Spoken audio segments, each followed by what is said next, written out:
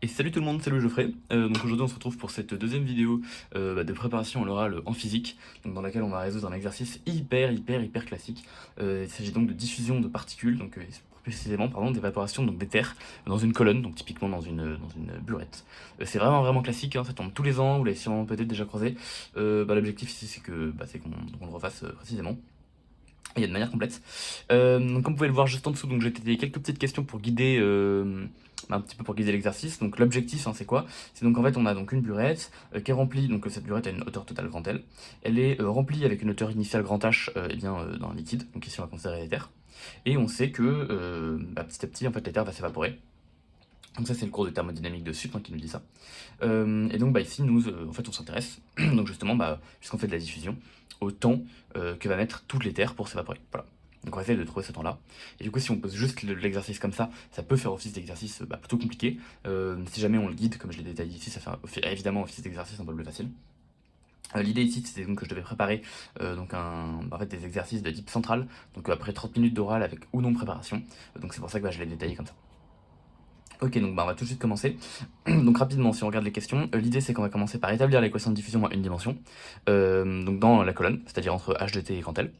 On va ensuite la généraliser à 3 dimensions, et je vais également vous proposer une démonstration donc, de cette équation de diffusion à 3D directement. Après on va tout de suite, avant de trouver, en fait avant d'essayer donc, de résoudre les quadifs qu'on va trouver, on va d'abord essayer de trouver directement les conditions limites donc, concernant du coup cette densité particulière.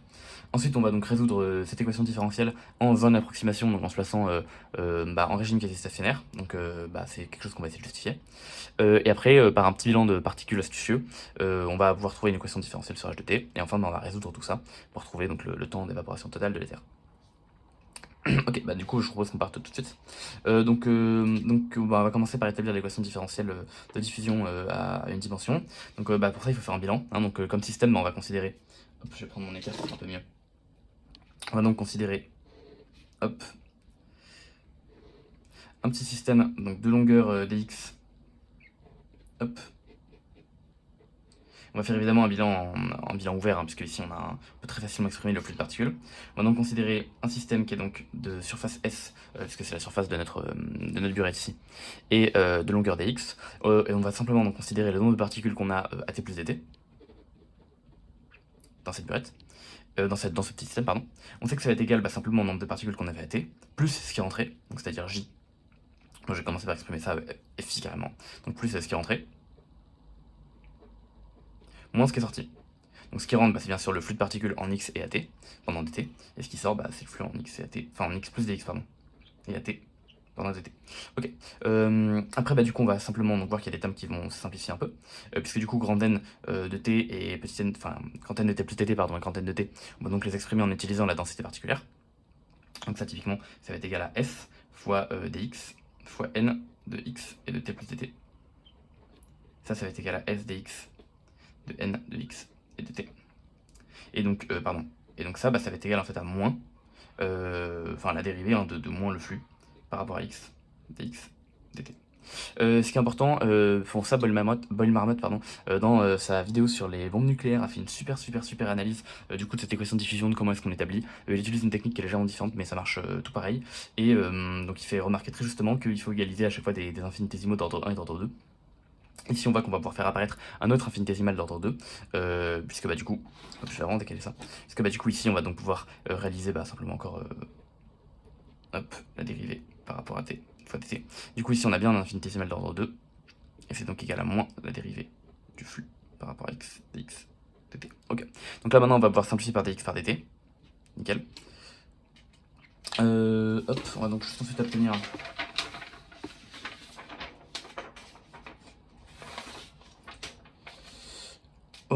la surface fois la dérivée temporelle de la densité particulière, qui est donc égale à moins la dérivée du flux par rapport à x.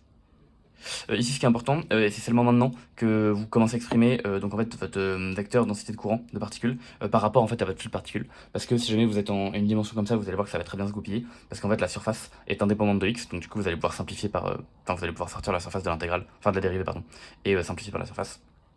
Mais c'est pas tout le temps le cas. Typiquement si vous avez je sais pas, un tuyau avec une surface non constante, donc un truc un peu comme ça. bah en fait vous allez galérer et vous pourrez pas sortir f de l'intégrale aussi facilement, de la dérivée pardon aussi facilement, parce que s dépend de x. Donc bon là du coup on fait bien attention. Seulement maintenant on dit qu'on a phi qui est égal à js et s qui dépend pas de x, constante. Du coup vous en déduisez tout de suite l'équation dérivée de n par rapport à t qui est égale à moins la dérivée de j pardon, par rapport à x. Ok. Et ensuite, bah, avec du coup la loi de Fick, donc vous savez que j ça va être égal à moins t de n sur dx. Ok. Et donc bah, du coup vous déduisez tout de suite l'équation de diffusion.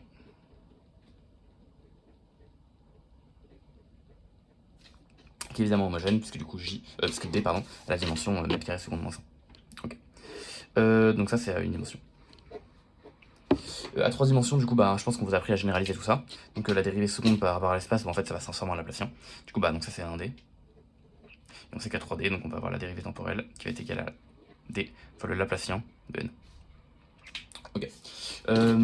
Cette formule-là, du coup, au lieu de simplement la généraliser, on peut s'amuser à la démontrer. Donc c'est quelque chose qui n'est pas vraiment un programme, mais je vais vous montrer ça rapidement parce que je pense que c'est compréhensible.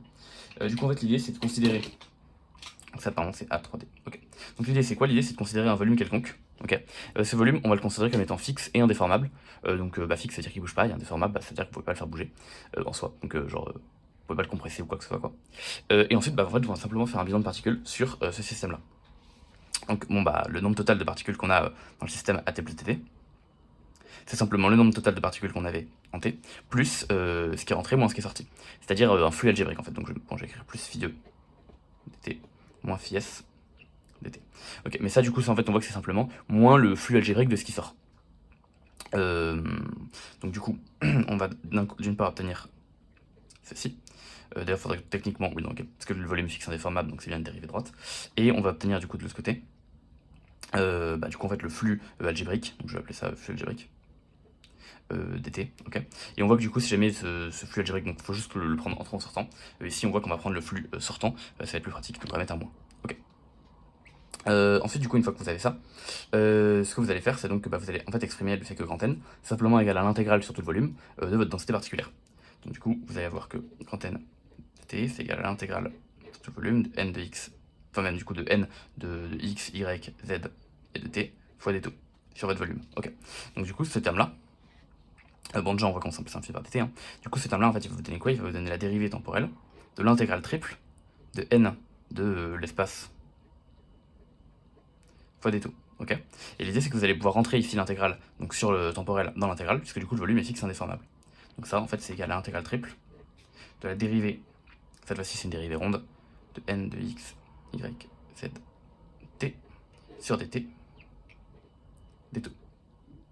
Ok. Et ensuite, désormais, bah, vous allez également devoir exprimer ce flux-là. Ce flux-là, en fait, du coup, on va utiliser le théorème de Green-Ostrogradski, puisque ça, du coup, bah, en fait, c'est simplement donc l'intégrale du flux sur toute la surface. Parce que, du coup, bah, ce qui rentre, ce qui sort, c'est l'intégrale du flux surface x sur toute la surface. Flux algébrique. C'est donc égal à l'intégrale sur la surface, du coup, bah, de j scalaire ds. Ok. D'ailleurs, attendez, du coup, bon, au niveau du signe, ça change pas grand-chose, mais l'idée, c'est que là, flux algébrique, je l'écris comme étant j scalaire ds. Bon, on va mettre un plus ici. Dans les faits, ça change pas grand chose, puisque ça va essentiellement dépendre de la convention de votre flux j. Bon, c'est pas hyper important. Donc voilà, donc on va écrire le flux algébrique de cette manière-là. Et l'idée qui est très très importante et que je n'ai pas à préciser ici, c'est qu'ici, puisque vous avez un volume, donc fx indéformable, en fait, la surface sur laquelle vous intégrez donc j, en fait, c'est une surface qui est fermée. Hop, ça c'est très important. Parce que du coup, puisque la surface est fermée, bah, du coup, vous pouvez écrire avec le théorème de Green-Ostrogradski.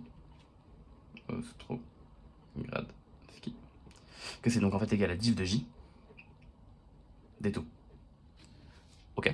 Et après, du coup, à partir du moment où vous avez ça, donc évidemment sur le volume V1, qui est du coup le même volume que précédemment. Du coup, à partir du moment où. Et d'ailleurs, pardon, sera. Non, pardon, du coup, ici on a bien un moins, ici on a bien un moins, ici on a bien du coup moins div de j. Parce que du coup, je l'ai bien essayé de ce côté-là, donc c'est bien des moins, excusez-moi. Donc du coup, ça vous fait bien du moins div de j. Du coup, bah désormais, vous pouvez tout réunir dans la même intégrale par linéarité de l'intégrale.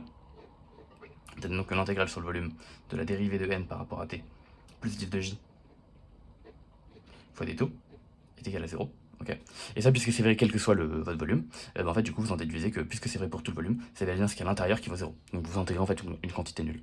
Du coup, bah, vous en déduisez immédiatement que ça, plus div de j, c'est égal à 0. Et après, bah, du coup, vous remplacez j avec moins dérivé de gradient de n et vous obtenez directement le Laplacien.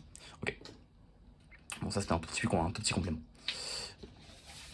Alors du coup, donc dans la deuxième question, donc désormais on nous demandait les conditions limites en HDT et en L. Sachant que bon, on a, donc bah du coup on va simplement essayer de trouver ça. L'idée déjà c'est que donc on a dit qu'on évaporait de l'éther. Alors pourquoi de l'éther et pas n'importe quoi d'autre? En fait c'est juste que ça va légèrement nous simplifier la condition limite en L, le fait que ce soit quoi que ce soit qu'on ne trouve pas dans l'atmosphère. Parce que du coup on va considérer qu'en L, donc au bout de la colonne d'éther, ici on a quelque chose qui est parfaitement homogène, et du coup puisqu'on a un truc qui est parfaitement homogène, on a en fait une densité particulière qui va être nulle, puisque en moyenne la densité, enfin en fait elle est rigoureusement pas exactement nulle, hein, mais on va considérer que la densité particulière d'éther dans l'atmosphère est nulle, et ici ça va être homogène, donc notamment à cause de tous les mouvements qu'on va avoir au niveau de l'atmosphère, ou dans le cas du milieu extérieur, hein, tout simplement. Donc ici on peut directement déduire qu'on va avoir donc n de L et de T qui va valoir 0. Ok. De même manière, à h de t, qu'est-ce qu'on va avoir? En fait, à h de t, on est situé juste au-dessus du fluide. Ici, c'est pas forcément évident, parce que du coup, il faut en fait essayer de comprendre un petit peu qu'est-ce qui provoque l'évaporation de l'éther. Et en fait, on sait, avec les arguments thermodynamiques de première année, je voulais pas forcément préciser plus que ça tout à l'heure, mais ce qui provoque l'évaporation de l'éther, c'est la pression de vapeur saturante. Puisque l'idée, c'est que vous allez avoir une pression d'éther qui va être différente de la pression de vapeur saturante d'éther juste au-dessus ici, donc de votre liquide. Du coup, votre liquide va s'évaporer pour avoir la pression de vapeur saturante, pour avoir la pression en éther qui est égale à la pression de vapeur saturante d'éther, juste au-dessus ici donc de la surface. Alors ensuite, du coup, votre éther diffuse, puisque du coup, vous avez pas beaucoup d'éther en haut et beaucoup d'éther en bas, donc du coup, votre éther va diffuser par la loi de Fick. Une fois qu'elle va arriver en haut, votre éther va partir dans l'atmosphère, donc elle va être complètement diluée, on va considérer qu'on a ici une concentration qui est nulle.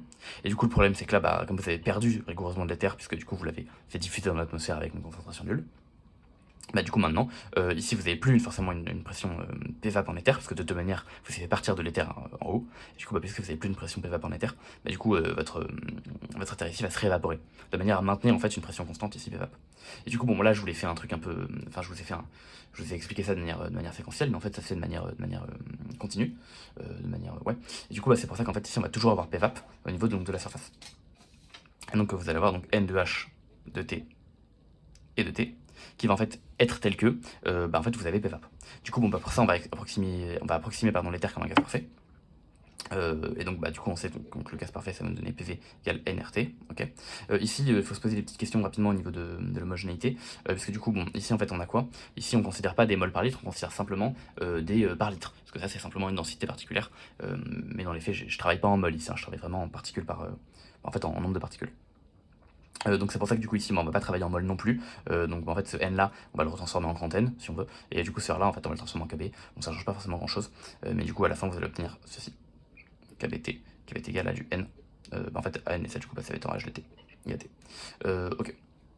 J'ai divisé par V du coup pour obtenir là j'ai fait un grand N sur V, ça me donne petit n, donc ma densité particulière, et du coup R c'est retransformé en KB, parce que là c'était pas des moles mais simplement une densité particulière, et bon j'ai divisé par KB, ok. Donc ça du coup ça va être égal à PVAP sur KBT. Vous pouvez vérifier, donc où T ça va être du coup la température, donc on va supposer ici homogène à la fois dans la colonne et à l'extérieur partout quoi. On peut d'ailleurs vérifier que c'est bien homogène, parce que du coup ça c'est homogène en fait à l'inverse d'un volume, et du coup on sait qu'une pression fois un volume c'est justement une énergie, et en bas KBT c'est une énergie, donc ici on a bien une pression, enfin on a bien ici un par volume en fait. Ok, donc ça c'était la question 2. D'ailleurs j'ai oublié le numéro de les questions mais c'est pas très grave, donc ça c'était la 2. Ok. Ensuite après du coup la question 3, on nous dit qu'on peut se placer en régime quasi stationnaire et nous demande de justifier. Donc en fait l'idée c'est que si on se place en régime quasi stationnaire, c'est toujours qu'on va venir, donc considérer qu'on a évidemment dn sur dt qui vaut 0, ça va être pratique. Et en fait l'idée c'est qu'on va devoir comparer deux temps. On va devoir comparer deux temps caractéristiques et justifier qu'il y en a un qui est très très faible devant l'autre, et que du coup puisqu'il y en a un qui est très faible devant l'autre, on va donc pouvoir considérer qu'on a ceci qui vaut 0.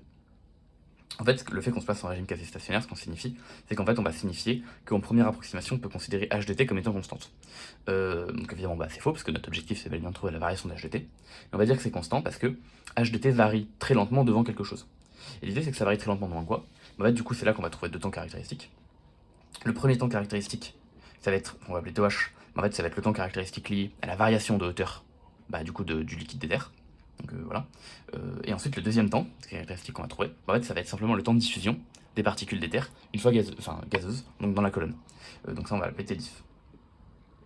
Et l'idée, c'est que puisque le temps caractéristique de diffusion des particules est très très faible devant le temps caractéristique de variation de la hauteur, c'est-à-dire que les particules diffusées, donc une fois que les particules d'éther se sont évaporées, les molécules d'éther sont évaporées, en fait, ça veut dire qu'elles vont diffuser très vite devant la colonne, devant le temps caractéristique de variation de la surface. Ça peut se comprendre notamment parce que Bon, moi déjà physiquement ça se voit bien, enfin je trouve en tout cas avec un peu d'intuition ça se voit bien, et surtout ça se comprend parce que les gaz sont beaucoup plus dilués que les liquides. Et du coup bah en fait une fois que vous avez votre particule qui est gazeuse, bah techniquement vous allez occuper un volume de l'espace beaucoup plus important, enfin pour un même volume d'espace occupé vous allez avoir beaucoup moins de particules dedans. Du coup bah vos particules vont, en fait le temps que va mettre vos particules pour faire une certaine distance, bah du coup vous allez avoir beaucoup moins de particules dedans que le nombre de particules bah, en fait, que vous avez évaporé. Je sais pas si c'est très clair, mais du coup ça veut dire que vous pouvez faire parcourir une grande distance ou du coup un grand volume avec un nombre de particules qui est tel que en fait votre hauteur d'eau va très peu varier, enfin votre hauteur d'éther liquide va très peu varier, parce que du coup bah, en liquide ça représente un très faible volume. Bon, c'est un peu l'idée qu'il y a derrière. Dans certains exercices, vous trouverez des valeurs de T plus précises, et ce sera à vous de calculer T diff, TOH et de comparer ces deux temps. Moi je considère que ça se voit suffisamment bien un peu à l'intuition et qu'éventuellement on peut le justifier avec les mains, notamment avec le fait que les liquides sont beaucoup plus denses que les gaz. Je pense que ça se comprend bien comme ça. L'idée c'est donc qu'en tout cas on se place en régime quasi permanent. Du coup bon bah forcément on se retrouve avec cette équation là. On peut simplifier par D, hein, ça va nous faciliter les choses. Donc bah, en fait on se retrouve avec la dérivée seconde de n par rapport à x qui vaut 0. Bon bah ça du coup bah, ça va directement nous donner qu'on a x n de x pardon, et de t qui va donc être égal en fait à une droite. Hein. Ok. Les conditions limites, bah, en plus on les a déjà, donc on peut s'amuser à calculer tout ça. Donc déjà on sait qu'on va avoir AL plus B qui va être égal à 0. Okay. Et ensuite on sait qu'on va avoir A fois H de T plus B qui va donc être égal à PVAP sur KBT. Okay. Ici du coup en fait on voit qu'il y a vraiment que A qui va nous intéresser, mais bon ça on ne sait pas forcément tout de suite. Mais du coup ce qu'on peut faire c'est qu'on peut donc commencer par simplifier en faisant l'équation 2 moins l'équation 1. Ça va donc simplement nous donner qu'on a A de H de T moins L qui est égal à PVAP sur KBT. Ok, donc on trouve tout de suite A va être très important. Donc A c'est égal à PVAP sur KBT fois 1 sur H de T moins L. Ok, donc ce terme-là est vraiment très important, donc on va l'encadrer. Et après, bah, du coup, pour B, ce qui est cool, c'est du coup en fait de remarquer que AL plus B est égal à 0, ça on l'a déjà écrit, donc du coup B c'est simplement égal à moins AL, et du coup, en fait n de x et de t ça va être A facteur de x moins L. Hop, donc ici avec l'équation 1 on a dit que B c'est égal à moins AL, et que du coup n de x et de t ça va être égal à A facteur de x moins L. Et du coup bah A on l'a déjà trouvé, et donc en fait on va obtenir du PVAP sur KBT fois x moins L sur h de t moins L. On peut vérifier ici qu'on ne s'est pas du tout trompé, parce que du coup en x égale L, bah, on a bien 0, et en x égale h de t, bah, on a bien PVAP sur KBT, donc tout va bien. Donc ça c'est n de x et de t. Ok, donc voilà, on a résolu la question 3. Désormais, du coup, dans la question 4, on nous demande de réaliser un bilan donc de particules, et d'en déduire en fait un bilan de particules sur le nombre de particules qui s'évaporent, et d'en déduire une équation différentielle sur h de t.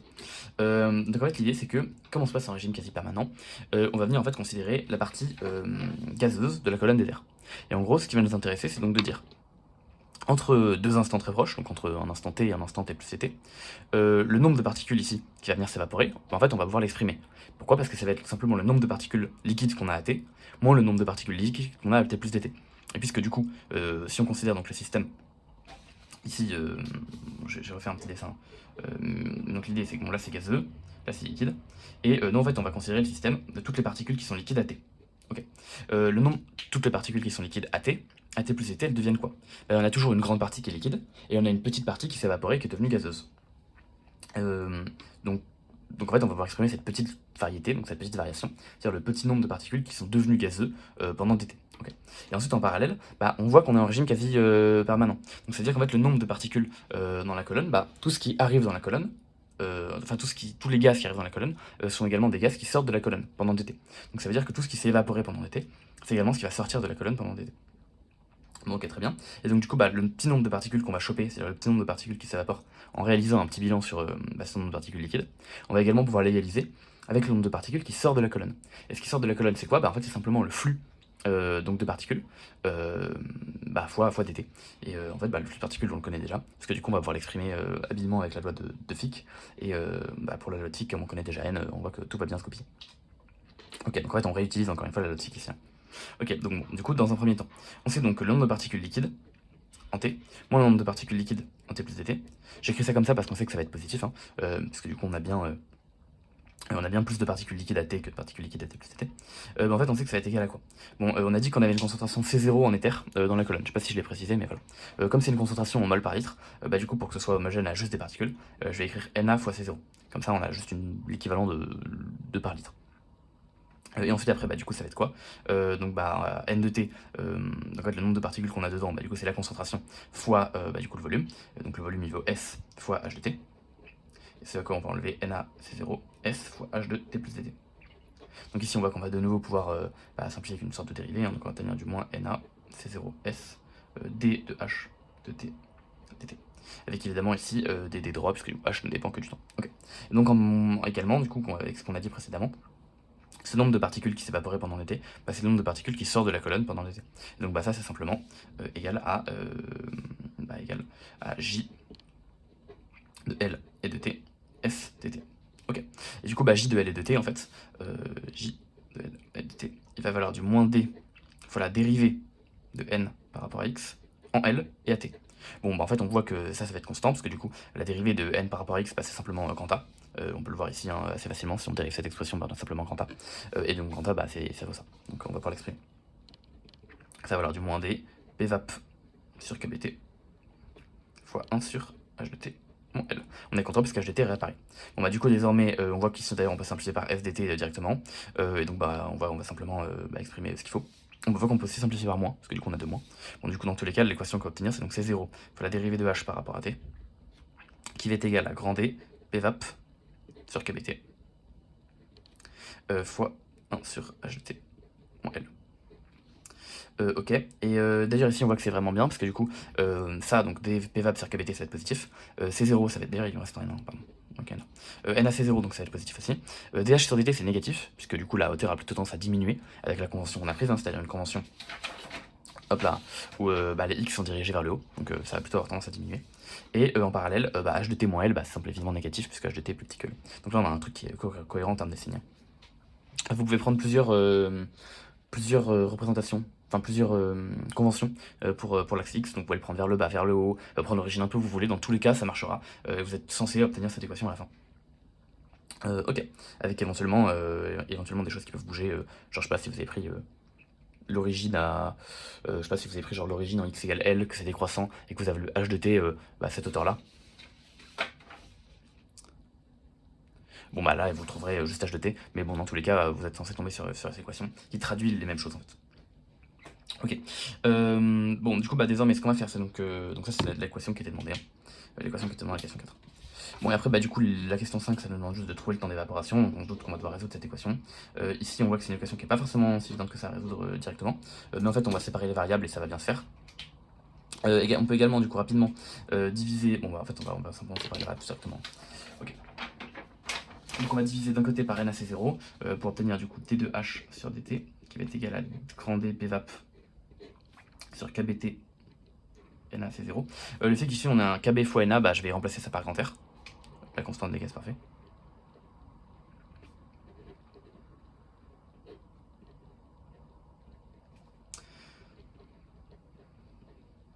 Ok.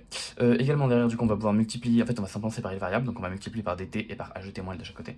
On va donc obtenir dh facteur de h de t moins l, qui va donc être égal à du grand D Pvap sur RT, pardon, C0 fois dt. Okay. Peut-être on peut rapidement regarder si c'est homogène, ici donc ça va être homogène à des mètres carrés. Et ici on a quoi? Donc là on a des...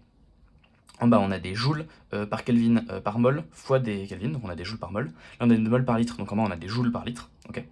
Comme là, on a également des joules par litre, puisque du coup, une pression, c'est des joules par litre. On voit que Pvap sur RTC0, ça va simplifier. On a donc grand D fois dt, qui doit être égal à dH, facteur de H de T moins L. Ça, c'est donc égal à des mètres carrés. Et du coup, grand D, c'est des mètres carrés par seconde, on multiplie par des secondes. On a donc bel et bien des mètres carrés des deux côtés. On a donc un truc qui est bel et bien homogène. Tout va bien. À partir de là, du coup, maintenant, il va falloir intégrer. Et là, l'intégration peut être un poil complexe. Donc, en gros, l'idée, c'est quelles sont les bornes en fait sur lesquelles on va intégrer. Donc parce que on indique que l'intégrale de dH facteur de h de t moins L va être égale à grand D Pvap, donc ça c'est constant, donc je le mets devant l'intégrale, fois l'intégrale de dt. L'idée c'est que nous on veut choper le temps d'évaporation total, donc en fait on va intégrer entre l'instant initial et l'instant final. Et donc concernant le temps, à l'instant initial on va dire qu'on a t égale 0, et à l'instant final on va dire qu'on est à TOVAP, c'est-à-dire le temps total d'évaporation. Or, concernant la hauteur de fuite, puisque du coup HDT c'est bien, elle est bien la hauteur de liquide, elle est bien égale pardon, à la hauteur de liquide. En fait, à l'instant initial, on a une hauteur grand H. Et à l'instant final, on a une hauteur 0. Donc en fait, ici on voit que les bornes, il faut bien prendre ici grand H et 0 et pas prendre l'inverse, sinon vous allez avoir un problème des signes. Et du coup ici, bon, en fait c'est l'équivalent de changement de variable, hein, parce que du coup, quand t vaut 0, bah, votre hauteur vaut grand H, et quand t vaut t vap, bah, votre hauteur vaut 0. Donc c'est ici l'équivalent de changement de variable, c'est pour ça qu'on peut intégrer sur sa bonne comme ça. Mais il faut bien faire gaffe, ça se comprend logiquement, sinon ça doit probablement voir son track des formules de changement de variable un peu relou. Mais bon, ça c'est. Ça, je trouve ça plus logique et un peu plus physique comme ça. Bon, bah, du coup, bah, maintenant il suffit d'intégrer. Bon, bah, ça va être très facilement intégrable. Hein. Ça va faire son 2pvap, RT, c'est 0, fois TOVAP. Ok, ça c'était pas très dur. Du coup, bah, maintenant ça, bah, on voit que ça va s'intégrer comme un. On voit que ça va s'intégrer bah, simplement par linéarité de l'intégrale. Hein. Donc, on va avoir d'un côté l'intégrale entre grand H et 0 de h de t dh moins l'intégrale entre grand H et 0 de dh, et on multiplie par L devant. Donc du coup ça va donner quoi hop, ce terme là, donc il va donner du h de t au carré sur 2 entre 0 et grand H, moins L fois bah, H hein, tout simplement, entre 0 et grand H, et ça vaut toujours d pvap sur RT, c'est 0 TOVAP. Donc bah, maintenant ce terme là, du coup on voit qu'en fait il va être égal à du moins grand H au carré sur 2, et ce terme là, bah, du coup il va être égal à du plus L grand H.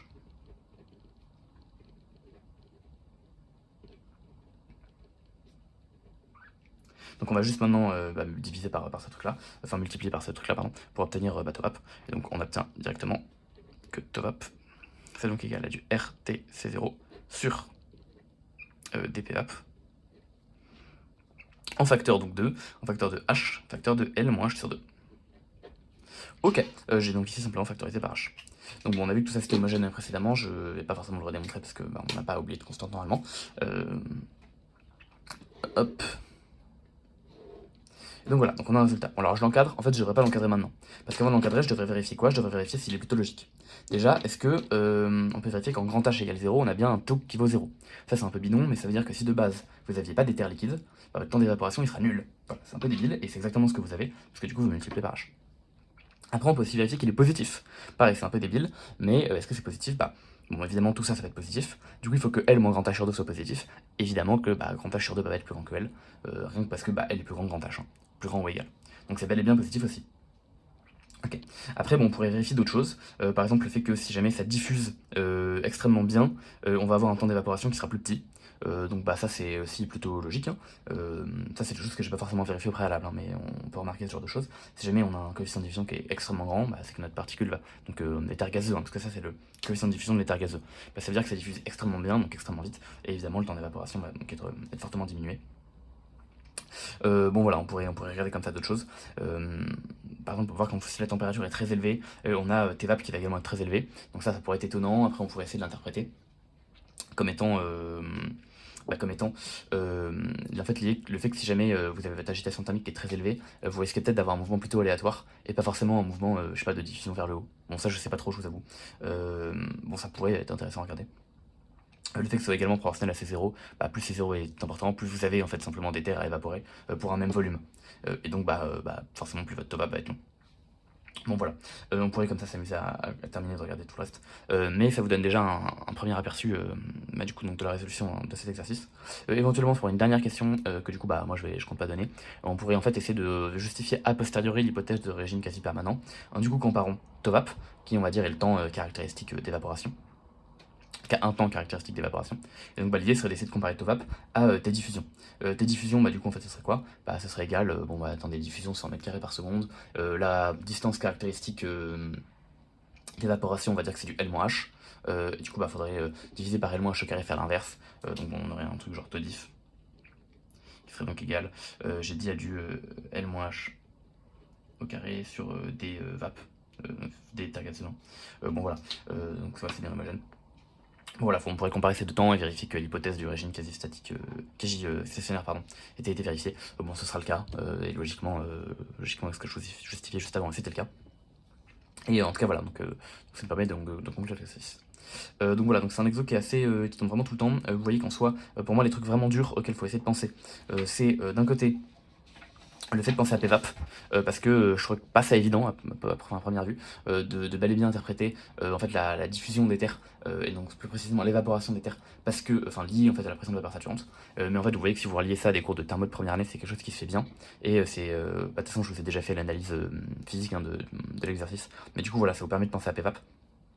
Et enfin, le deuxième truc qui est évident, donc en fait, c'est ce bilan-là, c'est-à-dire d'exprimer le fait que le nombre de particules qui s'évaporent pendant T, c'est également le nombre de particules qui sort de la colonne pendant T. C'est pas évident non plus, c'est vrai que si vous êtes en régime quasi statique, quasi permanent, pardon. Donc voilà, c'est un truc qui était pas évident. Et pour moi, c'est vraiment les deux points les plus compliqués de l'exercice, parce que c'est là où il faut avoir des idées, et c'est là où c'est non trivial. Sinon, tout le reste, c'est un exercice de diffusion relativement classique, mais c'est toujours cool de pouvoir le faire. Bon voilà, en tout cas moi j'espère que la vidéo vous aura plu, et du coup je vous dis, je vous souhaite de bon courage pour tous les gens qui vont passer des oraux bientôt, et du coup j'espère vous retrouver pour une nouvelle vidéo bientôt. Allez, à la prochaine.